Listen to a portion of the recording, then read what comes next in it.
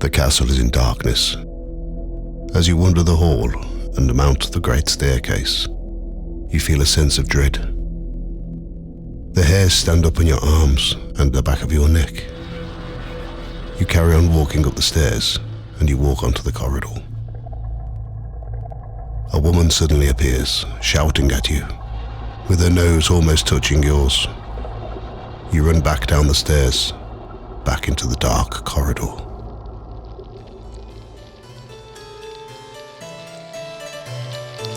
Welcome to Ghost Tales by the Fireside. I am Clem Dalloway, and this episode is about Sudeley Castle, which was home to royalty and has a history spanning almost 2,000 years.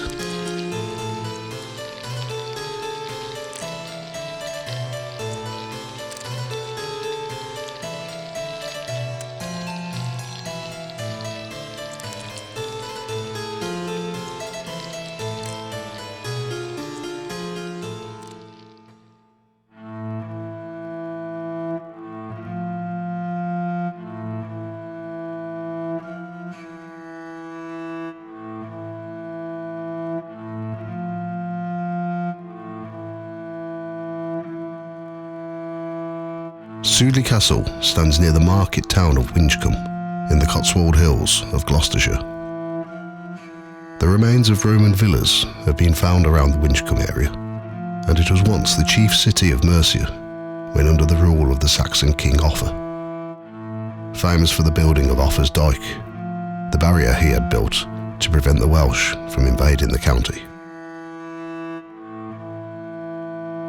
In 798, Winchcombe Abbey was founded by King Cenulf of Mercia, and at the time of his death in 1821, it was one of the wealthiest foundations in England, with 300 monks.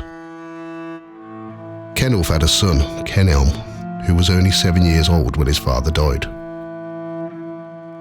A story tells that he was left with his older sister, Gwendrida, who was said to have been an evil woman. She was said to have bribed Kenelm's tutor, Askbert, to take Kenelm on a hunting expedition and murder him. Askbert killed the child.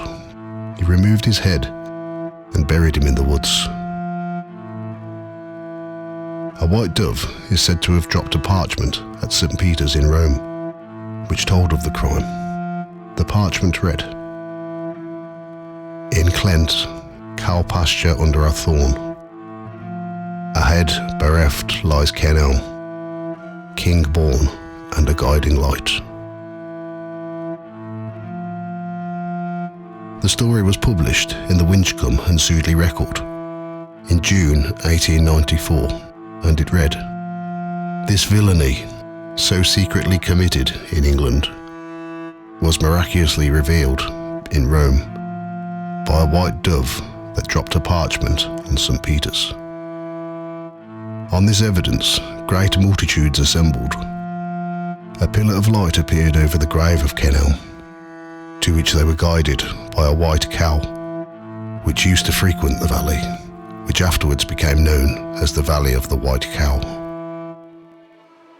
Gwendrida didn't know anything about this until an angry mob came to take her to the makeshift grave, where her brother's body lay. As the mob approached her, she was singing from a psalter that she was holding.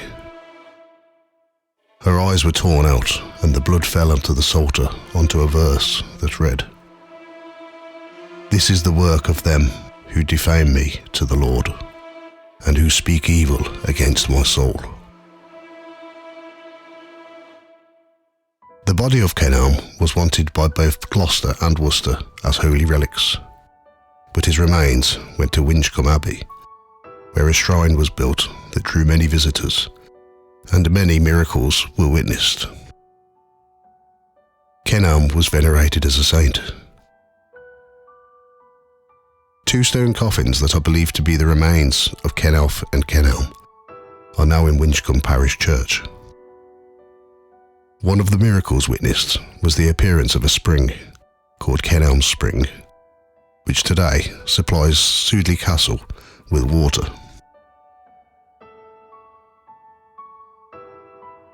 In 877, Viking invaders raided Winchcombe Abbey, leaving it with considerable damage. King Ethelred the Unready gave the Saxon estate and manor to his daughter Goda, after she married Walter de Mont. Goda and Walter's son, Ralph, became the Earl of Hereford. Ralph had a son called Harold, who is recorded as being the holder of Sudeley in the Domesday Book, but his earldom was taken away from him by William the Conqueror. The Domesday entry reads, "Held by Harold de Sudeley, taxed at 12 hides. There were 31 plough villages, whereof 4 were demesne, 6 water mills, and a wood 3 leagues long by 4 leagues wide."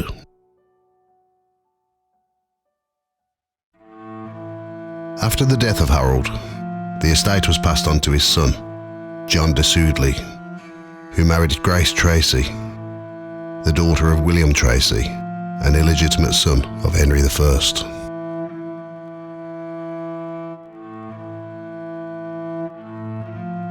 In 1139, the manor house was fortified, as John joined Matilda in her attempt to gain the crown of England against King Stephen.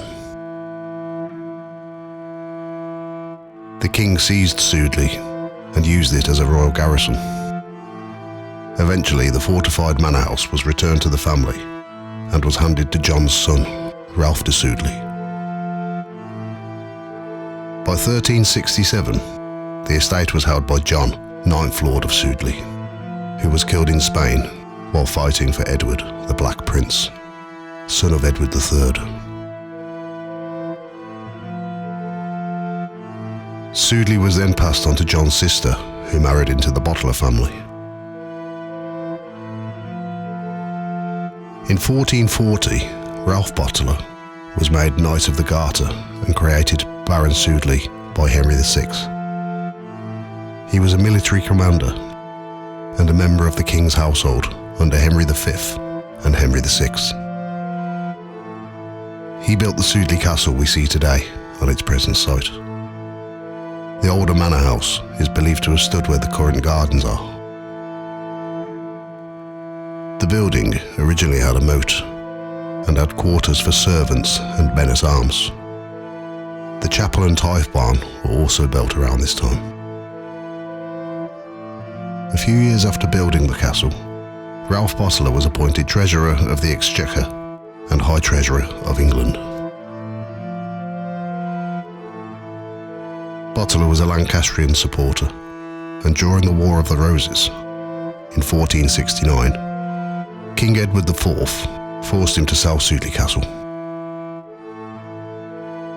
King Edward gave the castle to his brother Richard, Duke of Gloucester, who held the estate for 9 years, using it as a base during the Battle of Tewkesbury.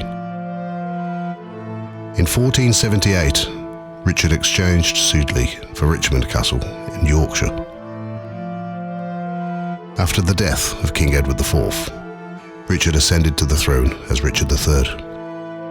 He once again became the owner of Sudeley.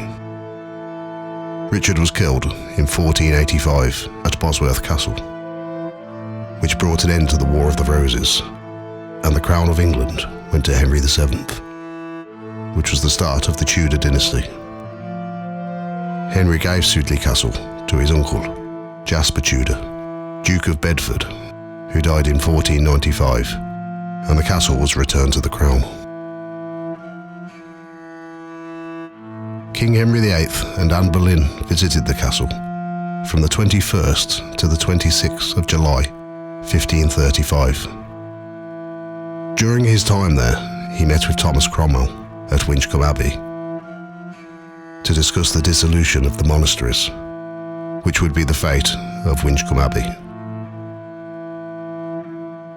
After the death of Henry VIII, his son Edward gave the castle to his uncle, Sir Thomas Seymour, appointing him Lord of Sudeley and High Admiral of England. Thomas took an interest in the young Princess Elizabeth, but she said no when he proposed to her. He then moved on to her stepmother, Catherine Parr. Thomas Seymour and Catherine Parr courted before she met the king. Catherine had been married and widowed twice before the age of 30. In 1547, Thomas and Catherine married in a secret ceremony. Thomas Seymour refurbished the castle in 1548, and he and Catherine moved in, accompanied by Lady Jane Grey. Thomas continued to flirt with the young Elizabeth, who would have only been 15 at the time. One incident that was recorded mentioned Thomas going into Elizabeth's bed, removing her dress and spanking her behind. Catherine became jealous and had Elizabeth moved to another house. On August the 30th, 1548, Catherine gave birth to a daughter, who they named Mary. Only days later, on the 5th of September, Catherine died from fever. Catherine was buried in St Mary's Chapel at Sudeley, and Lady Jane Grey attended as chief mourner. Catherine Parr is the only English queen to be buried on private land, but there is no record of what happened to baby Mary. It is believed that she died at 2 years of age. After the death of Edward VI, the legitimate heir to the throne was his sister, Princess Mary. Thomas Seymour conspired with others to replace her with Lady Jane Grey, who was the granddaughter of King Henry VIII's sister. Thomas was executed on the 20th of March, 1549, and convicted with 33 counts of treason. In 1554, Queen Mary I granted the castle and estate to Sir John Bridges, creating him Baron Chandos of Sudeley, whose descendants held the castle for the next 100 years. During that time, in 1592, Queen Elizabeth stayed at Sudeley for a 3-day celebration with the third Lord Chandos to celebrate the defeat of the Spanish Armada. It has been described as one of the longest parties in history. On the 22nd of August, 1642, George, 6th Lord Chandos, declared his support to King Charles I during the English Civil War. His servants and tenants were all armed. Then they marched to join Charles at Shrewsbury, while his brother was left at Sudeley to take command of the castle. The castle was surrendered in January 1643 to Colonel Massey and his Roundhead troops. Prince Rupert, the king's nephew, attacked and captured Cirencester 2 days later, which forced the Roundheads to leave Sudeley, but not before desecrating the chapel by turning it into a stable and slaughterhouse. Sudeley was attacked again in 1644 by the parliamentarians under the command of Sir William Waller, and was surrendered by the governor of the castle, Sir William Morton. The castle was used by the parliamentarians for the next 5 years as a garrison until they were ordered to destroy the castle so that it would be useless as a military base. Lord Chandos was awarded £1,000 for the loss of the estate, but he never returned, and the title was passed on to the Pitt family. For the next 200 years, the castle lay in ruins, and much of the stone was used by locals as building materials. The remains of the castle were occupied by the tenants of the estate, and at one time it became an inn called the Castle Arms. In May of 1782, Catherine Parr's tomb was discovered in the ruined chapel by some tourists. They approached a local farmer named John Lucas, who was persuaded to dig under the wall. They found a lead-lined coffin with an engraving on it that read, "Here lieth Queen Catherine, wife to King Henry VIII, and last wife of Thomas, Lord of Sudeley, High Admiral of England, and uncle to King Edward VI. Died 5th September 1548. When John Lucas prized the coffin open, the Queen's body was perfectly preserved. Her skin was still white, and her red hair was also visible. However, after being exposed to the air, her body crumbled to dust and bones. Lucas was told to rebury the coffin, which he did. But one night after a drunken night out with friends, they persuaded him to reopen the coffin so they could see for themselves. Legend says that Lucas went mad and died, and shortly afterwards, his friends also suffered similar fates. In 1817, Catherine Parr's coffin was removed from its open grave and placed in the Chandos family vault. In 1861, she was interred in the chapel, in a fitting tomb suitable for a queen, by the Dent family, who bought the castle in 1837. John and William Dent were glove makers from Worcester. They bought the castle from the Duke of Buckingham and Chandos. They restored much of the castle and acquired many valuable pieces of furniture and art from the Tudor period, which is still in the castle today. In 1856, the nephew of John and William Dent, John Coucher Dent, inherited the castle. He married Emma Brocklehurst, the daughter of John Brocklehurst, the owner of a silk milling company and the first MP of Macclesfield. After her husband's death in 1885, Emma Dent carried on restoring the castle and was dedicated to helping the local area of Winchcombe, including providing the town's first piped water supply. Emma died in 1900, and the castle has been kept in the family to this present day, where Lady Elizabeth Ashcombe now resides with her children, Henry and Molly, who help manage the estate.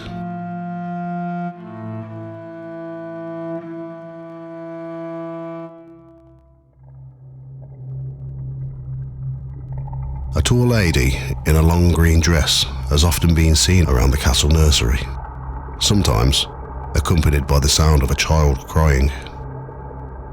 Before she appears, witnesses said that they've smelled apple-scented perfume. It is believed to be the ghost of Catherine Parr and the crying child, her daughter Mary. In 1860, a worker on the estate was asked to fix a blind in one of the windows. It was evening and the sun was going down, so he had to fix the blind by candlelight. While he was repairing the blind, he felt a woman rush past, and he could hear the sound of a dress rustling as she moved. He presumed it to be Emma Dent, but he later found out that everybody was downstairs. He had been working alone. He told the housekeeper that he'd taken a tooth from Catherine Parr's coffin. He wrote the following in a notebook. Could it be so that the ghost of Catherine was committed to roam over these old precincts, making night hideous, and to fill me with awe, those who have been guilty of robbing the dead? His wife made him return the tooth to the coffin. One winter, the castle was locked up with only the cleaners and an artist who was using Catherine's room to paint. One of the workers walked past the window in the room and said good morning to a lady who was standing by the window, who she believed to be the artist. As she left the room, she saw the artist was walking down the stairs, and she hadn't been in the room that day. She described the lady as tall, wearing a long green dress. On a visit to the castle, an elderly couple were in the area of the nursery when they spoke to a lady who they believed to be someone dressed up in costume. The lady walked past them without acknowledging them and then disappeared. They described her as very beautiful, tall, wearing a long green dress and red hair. During the late 19th to the early 20th centuries, a housekeeper was employed by the Dent family by the name of Janet, who worked at the castle for 50 years. Janet was a Scottish lady who was strong-minded and highly efficient at her job. In those times, the women's and men's sleeping quarters were in different parts of the building to keep them from having relationships. Janet would sit at the top of the stairs where the men's quarters went one way and the women's the opposite way to ensure that they all went to their appropriate rooms.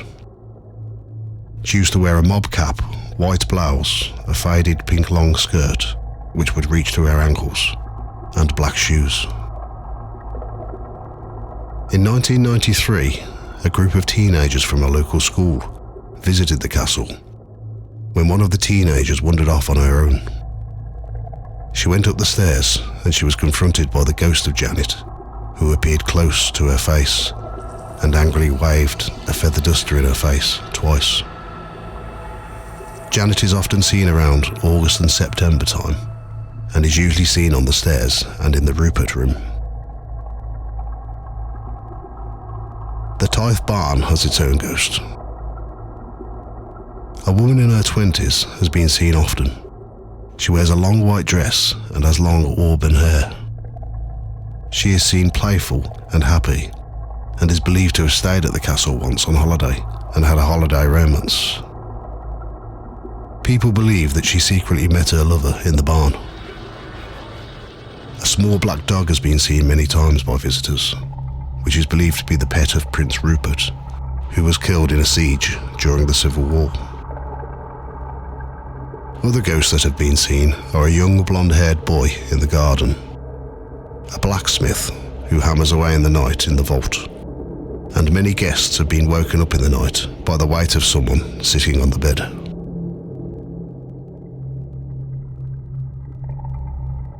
Thank you for listening to Ghost Tales by the Fireside. You can log on to the Facebook page, facebook.com/Ghost Tales Podcast. You can also find us on Instagram, Ghost Tales Podcast. This podcast will be out monthly and is available on most podcast platforms. All music, research, writing, production, art and sound effects are all my own work.